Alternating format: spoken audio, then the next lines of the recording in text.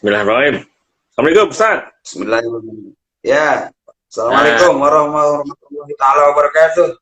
ya, alhamdulillah nih, langsung cespleng. Iya. Kayak semalam.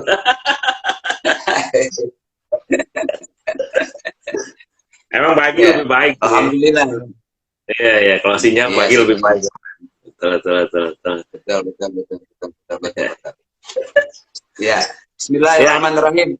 Kita mulai aja, Bang Jol. Kita mulai ya, aja. siap, Ustaz, siap. Hmm. Ya, Bismillahirrahmanirrahim. Assalamualaikum warahmatullahi taala wabarakatuh. Bismillah, alhamdulillah, Waalaikumsalam wassalatu warahmatullahi wabarakatuh. nikmatillah. Hmm. Puji syukur kita panjatkan pada Allah Subhanahu wa taala. Salawat dan salam semoga tercurah kepada junjungan alam, yaitu baginda kita Nabi besar Muhammad sallallahu alaihi wasallam. Salam. Pagi-pagi kita ke pasar induk sebelum kita ke Induk Gede. Serinduk. Kita pagi-pagi ngaji dulu sebelum kita melaksanakan aktivitas dewek-dewek. Ya. Ya, Bismillahirrahmanirrahim. Ya. Ini ada meneruskan kita pembelajaran pada hari kemarin yang tadinya kita malam mau kita meneruskan, tetapi karena gangguan yang kita tidak tahu gangguan itu, yaitu masalah sinyal, maka tidak ada salahnya ini pagi kita coba untuk mensiarkan, artinya untuk teman-teman kita.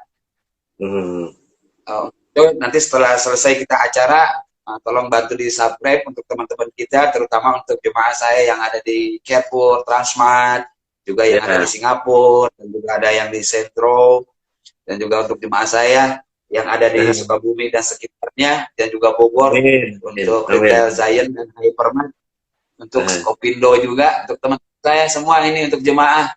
Jadi barangkali mudah-mudahan kondisi sedang diuji dengan adanya COVID, tidak ada salahnya kita untuk mengadakan taklim melalui live IG dan juga melalui YouTube. Jadi jangan lupa, supaya lebih bermanfaat dan berkah, nanti tolong bantu setelah selesai untuk di-subscribe, di-follow dan di-like. Ya. Oke. Kasih Ustaz. Ya. Ya. Lanjut. Ini Bang Jul, kita semalam itu kan kita mau ngebahas masalah tentang meneruskan daripada pelajaran fikih kita tentang masalah ibadah yang mahdoh kepada Allah, yang ada kemudahan-kemudahan dari Allah Subhanahu wa taala. Tentang masalah kita berhadas, bersuci dari hadas, bersuci dari najis. Maka tidak ada salahnya kita juga harus mengerti, kalau malam hari kemarin kita membahas tentang masalah rusak, masalah tayamum, maka mungkin kita akan membahas juga tentang masalah wudhu. Kenapa? Karena la sholata liman la wudu'a wala wudu'a liman la yadhkar Allah. Artinya, kita tidak akan sah sholat apabila kita tidak berwudu. Nah, mau bagaimana kita diterima sholatnya kita kalau kita wudunya nggak tahu ilmunya? Ini barangkali kita kan suudon sama Allah. Kok kita ngedoa sama Allah nggak dikabul-kabul? Mungkin saja karena wudu kita yang masih salah. Wudu kita masih yang kurang benar. Makanya mudah-mudahan ini manfaat. Kita akan membahas tentang masalah wudu. Betul, betul, ya. Betul. Ya, masalah wudu. Karena subhanallah, karena mau nggak mau, kita mau sholat itu harus bersih badan kita, bersih tempat kita, dan bersih diri kita. Artinya, kita mau menghadap Allah Subhanahu wa taala tuh harus dalam keadaan suci segala-galanya. Ya. Ya. Ulama di dalam masalah ini, ulama fikih itu menjelaskan bahwa sesungguhnya wudhu itu mempunyai fardunya, artinya ada yang harus dilaksanakan dan tidak boleh ditinggalkan ketika kita berwudhu. Harus kita membasuh dengan air. Kalau tayamum kan dengan tanah. Kalau berwudhu itu adalah dengan air. Airnya yang mana? Airnya yang suci dan mensucikan. Bukan air yang mustakmal. Sekali lagi. Ya. Atau air yang najis. Air yang dipakai untuk kita berwudu air najis, air yang mustakmal itu tidak sah kita untuk berwudu. Nah, ini kita akan bahas dulu nih. Air yang suci dan mensucikan itu air yang mana? Yaitu air suci yang mensucikan itu air yang sesuai dengan ketentuan yang ditentukan oleh Rasulullah Shallallahu Alaihi Wasallam, yang ditentukan oleh, yang disampaikan kepada para sahabat, kepada tabiin, kemudian juga kepada para alim ulama, kemudian disampaikan kepada kita semuanya. Itu yang suci mensucikan. Al-ma'un qalilun wa kasirun, artinya air yang suci itu yang benar mensucikan, jangan air yang musta'mal. Apa itu air musta'mal? Satu, air yang musta'mal itu adalah air yang bekas kita pakai wudhu, kemudian kita pakai wudhu lagi dan tidak sesuai takaran, maka itu tidak sah untuk dipakai untuk berwudhu. Para alim ulama dalam masalah wudhu ini ada fardu wudhu, keharusan yang harus kita cuci, yang harus kita artinya yang harus kita cuci daripada kita sedang melaksanakan berwudu, nggak boleh ditinggalkan. Di dalam Al-Quran sendiri dijelaskan, berbunyi, ya ayyuhalladzina amanu idza kuntum ilas sholati faghsilu wujuhakum wa aydiyakum ilal marafiq wamsahu biruusikum wa arjulakum ilal ka'bayn. Allah telah menulis dengan tinta emasnya di dalam Al-Quran tentang masalah fardu wudu, saking kita harus tahu ilmunya ini tentang berwudu. Sehingga para alim ulama menjelaskan lagi di dalam kitabnya fikih, itu dijelaskan bahwa furudul wudu'i sitatun, bahwa fardunya wudu itu arti sesuatu yang harus kita basuh, yang harus kita cuci sebelum melaksanakan sholat. Di dalam masalah wudu itu ada 6 yang harus kita laksanain, ketika berwudu, yang harus kita laksanain. Yang pertama, al-awwalu an-niyat, pertama adalah niat. Ini yang salah, suka orang banyak persepsi karena kurang pemahaman masalah niat. Sebelum kita yang pertama ini niat, saya mau nanya dulu nih, Mas, niat itu apa sih? Ya, betul. Kalau Bang Jul mau ke Sukabumi nggak jadi sampai Caringin sama Bang Agus, itu belum niat namanya. Iya. Orang kalau cuma ngomong doang mau ke Sukabumi, belum nyampe rumah itu belum niat, belum nyampe tujuan belum niat. Jadi yang maksud dengan niat di sini dalam berwudu, niat ini adalah qasdu syai'in muqtaronan bipilih. Ketika berucap kita melakukannya.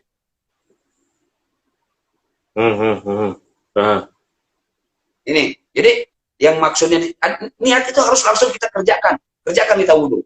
Kalau cuma kita mau wudu, diam aja. Kita mau wudu, diam aja. Nggak ngelaksanain dulu, itu belum niat. Baru mengezam namanya. Baru bermaksud, belum meniat. Ya. Baru bermaksud ya. Ya. Kemudian yang kedua, asani kata ulama, yang kedua, ghuslul wajhi, adalah membasuh muka. Jadi kalau kita berwudu, yang wajibnya yang kita harus kita laksanakan, yang pertama adalah niatnya yang benar, kemudian mencuci muka. Adapun menghirup air ke hidung, berkumur, kemudian menghirup air ke hidung, itu hukumnya sunnah. Jadi mau dilaksanakan, mau tidak, silakan. Cuman kadang-kadang orang perkara yang sunat ini dilaksanakan, tetapi masih salah. Ini yang bahaya. Oh, iya. Betul. Contoh kecil, saya bukan berarti sebagai orang yang memperhatikan orang ketika berwudu, bukan. Saya memperhatikan seperti orang menghirup air ke hidung, menghirup air. Ada perkara sunat, tapi dia dilaksanakan itu sunat, tapi salah sunatnya salah. Contoh, seperti orang bukannya dia menghirup air ke hidung, tapi dia malah sepertinya membuang upil di hidung. Jadi bukan menghirup. Padahal itu sunahnya, kalau memang mau dilaksanakan sunatnya ketika kita berwudu, itu hirup air ke hidung itu sampai berasa perih hidung kita. Kemudian sunat kita buang ke kiri. Si air yang keluar hidung itu kita keluarkan lagi, kemudian sunnahnya kita membuang ke kiri. Kenapa kita harus membuang ke kiri? Karena setan selalu ada di sebelah kiri. Jadi kalau ada orang sebelah itu, barangkali itu saya tanggal ya. Jadi tapi jangan sampai nyemprotin ke orang. Kita berwudu rame-rame. Kita nyemprotin kita ke sebelah kiri. Setan lo. Jangan. Kita biasa aja kan ya. Ini kalau sendiri. Ini tolong. Dan media air itu tidak selamanya kita ada di wajan. Mungkin saja kita melalui air keran atau melalui kita ada kolam. Dan semuanya ulama sudah mengatur. Tekniknya harus seperti apa. Kalau kita melalui air keran, hati-hati. Allah tidak menyukai orang yang berlebihan, sekalipun dalam masalah ibadah. Bang Jul, sholat subuh berapa rakaat? 2.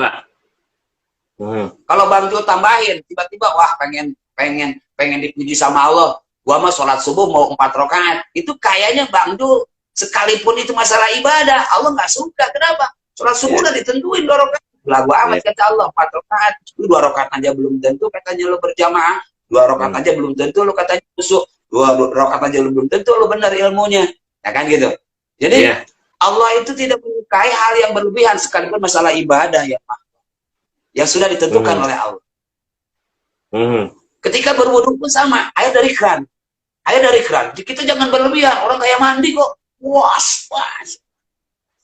Maka kalau kita menggunakan media air yang dari air keran, tidak boleh melebihi dari telapak tangan kita yang paling bawah. Dua-duanya.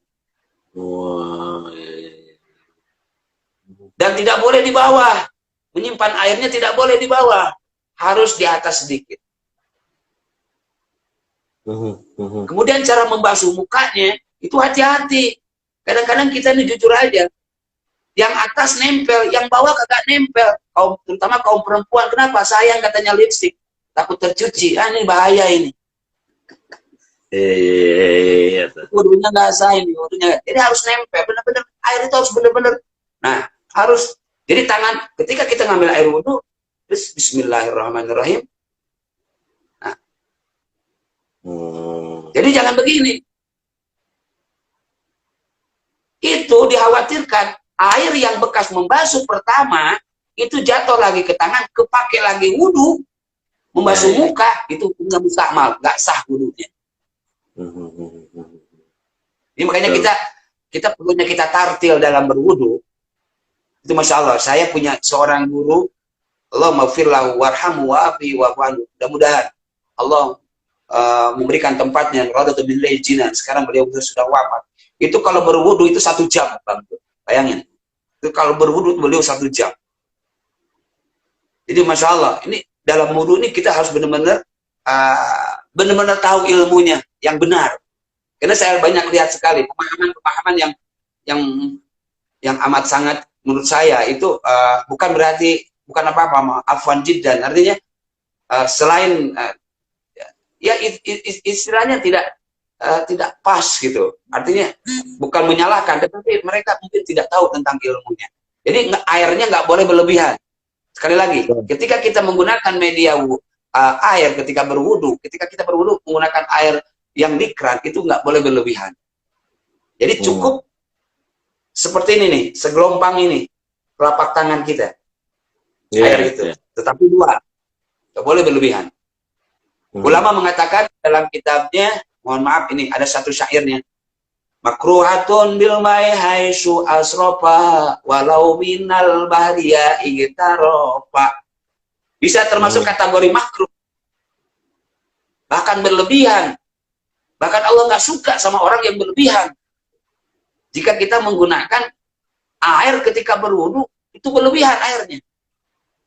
Ketika membasuh muka, karena muka ini kan termasuk yang harus kita basuh, yang harus kita cuci muka ini ketika berwudu. Cuman hati-hati ketika kita membasuh, jangan asal membasuh, nggak boleh. Memang sih 3 kali, hati-hati. 3 kali itu sunat, yang sekali itu yang wajib. Jadi 3 kali sunnah. Jadi kata baginda Rasul dalam hadisnya di dalam kitab Tanbihul Qaul itu dijelaskan membasuh muka sekali itu ada termasuk fardu wudu, yang kedua adalah seperti wudunya aku, yang ketiga seperti wudunya para malaikat. Ini nilai pahalanya. Makanya kita mau sekali boleh, sekali-sekali boleh, mau dua kali boleh membasuhnya, mau tiga kali boleh membasuh muka.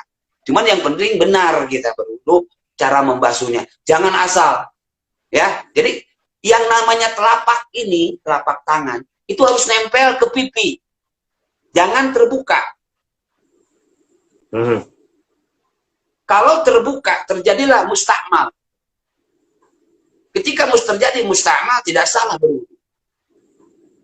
Mau gimana sholat kita diterima, kalau wudunya aja kita masih salah. Mau doa kita dikabul gimana, orang kita aja wudunya masih salah. Pantesan sholat kita banyak yang gak khusyuk. Pantesan sholat kita banyak yang gak tahu kemana arah. Kita wudunya aja belum benar. Ya. Ini hati-hati nih, salah bikin. Kemudian, ulama mengatakan lagi, asalisu ghusul yadaini. Nah ini juga nih, dalam membasuh tangan. Banyak yang salah.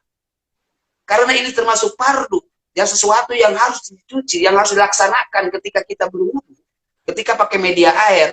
Kalau kita pakai medianya air keran, jangan coba-coba seketika kita mohon maaf, kita seperti mau gugem. Itulah, orang mencuci tangan, wah kayak mau gugem. Wah, apaan tuh? Islam tuh nggak mengajarkan seperti itu. Dan air yang dipakai pasti berlebihan. Gunakan, praktekkan yang benar. Ambillah air secukupnya, kemudian tumpahkan tangan yang ke kiri ke kanan. Kemudian ratakan semuanya. Buang. Jadi jangan begini. Mungkin benar, tapi kurang benar. Mungkin abdol, mungkin itu boleh, tapi kurang utama. Kenapa dikhawatirkan air itu bolak-balik? Ketika air, orang suka ngebasuh begini, ketika berwudu. Ini air bolak-balik. Ketika air ini bolak-balik, terjadilah mustakmal. Dikhawatirkan air yang bekas membasuh tangan yang ke bawah, kepake lagi ke atas. Maka ini nggak sah berwudu. Yep. Begitu juga tangan kiri. Tangan itu sama juga. Ketika medianya pakai air keran, ambil secukupnya, kemudian kita ratakan dia. Sampai apa? Ilamar ma'al mirfaqaini, sampai jangan pergelangan, sampai sikut. Sampai sikut. Yang jadi pertanyaan, bagaimana yang nggak punya tangan? Ya, betul. Misalkan orang kan mohon maaf banyak saudara-saudara kita, banyak saudara kita, misalkan pergelangan tangannya, mohon maaf, sampai punya tangannya cuma pergelangan tangan doang. Ini bagaimana harus pinjam tangan orang? Gue pinjam lu jari lu, gue mau wudhu nih. Jangan begitu. Islam itu mudah, tapi jangan mempermudah. Ada caranya gimana? Ya kita membasuh atau menyuci tangan itu ya dari mulai dia ada walaupun dia nggak punya jari jemari, cuma punya sampai pergelangan tangan sampai sikut, ya itu aja yang dicuci. Ketika kita membasuh, ketika orang itu berwudu membasuh atau mencuci tangan. Ya. Kemudian sebelah kiri sama. Ulama lagi mengatakan ar-rabi'u masu syai'in min ar-ra'si. Ini juga banyak yang salah persepsi. Yang ketiganya adalah ar-rabi'u masu, yaitu bukan mencuci tapi membasahi sedikit rambut yang ada di kepala. Orang banyak yang salah, Pak Jul. Bukan saya menyalahkan. Jadi dia itu memang fardunya, adapun sunnahnya ya harus sampai berasa di bawah, sampai itu berasa kepala itu, kemudian dibuang. Itu artinya sunatnya. Tapi kalau fardunya yaitu kita cukup membasahi. Kenapa? Karena dikhawatirkan kalau kepalanya yang protos, yang botak, nggak ada rambutnya, gimana? Masa harus pinjam rambut orang?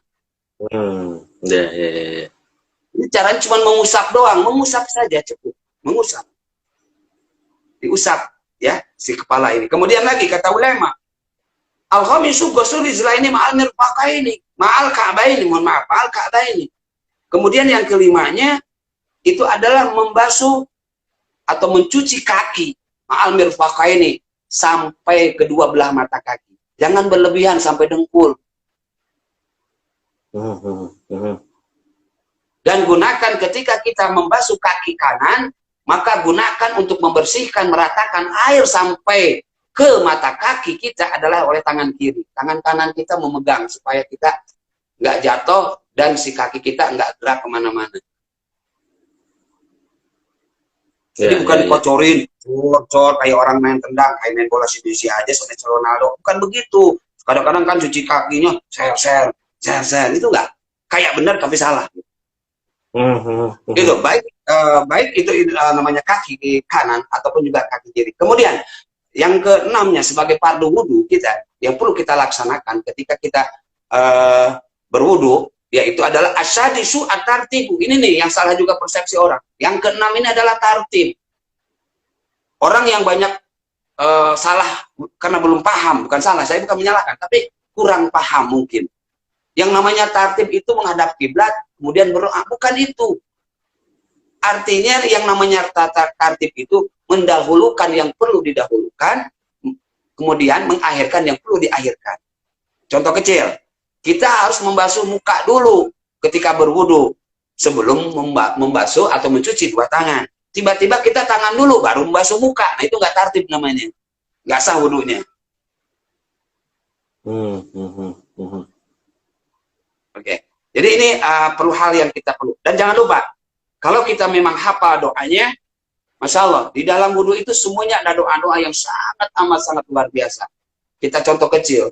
Ketika kita berwudu membasuh kedua tangan kita, ketika kita membasuh tangan sebelah kanan, Allah Subhanahu wa taala, kemudian juga baginda Rasulullah SAW mencontohkan, ada satu doa ketika kita mencuci tangan, agar mencuci tangan kita berwudu. Makanya Islam itu tahur, artinya Islam itu bersih. Islam munadzifun, Islam itu bersih.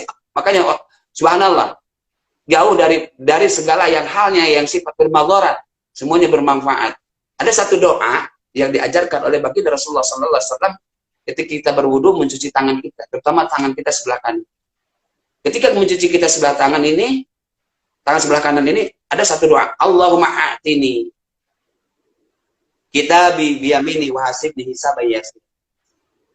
Ya Allah, berikan semua buku amalku kelak nanti di hari kiamat oleh tangan kananku.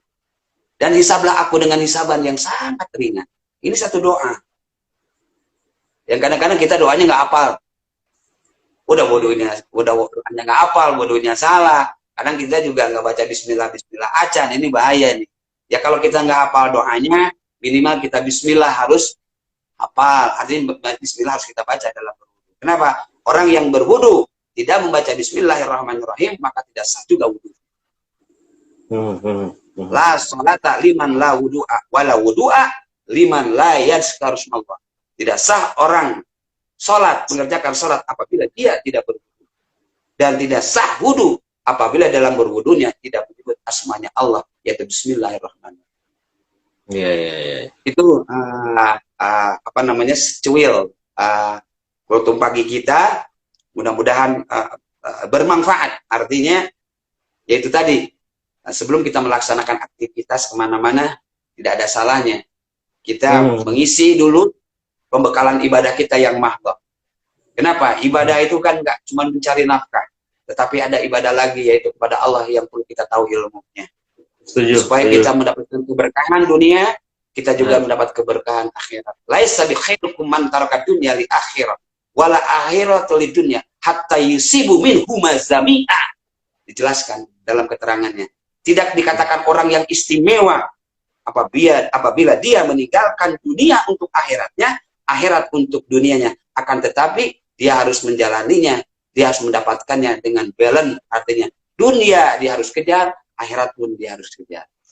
Ilmu dunia harus kita capai, ilmu akhirat harus kita jemput. Artinya kita harus mengerjakan amalia kita untuk mencari kebahagiaan dunia dan kebahagiaan akhirat. Di dalam Al-Quran dijelaskan dengan tinta emasnya, Allah berfirman, Rabbana atina fid dunya hasanah wa fil akhirati hasanah wa qina adzabannar.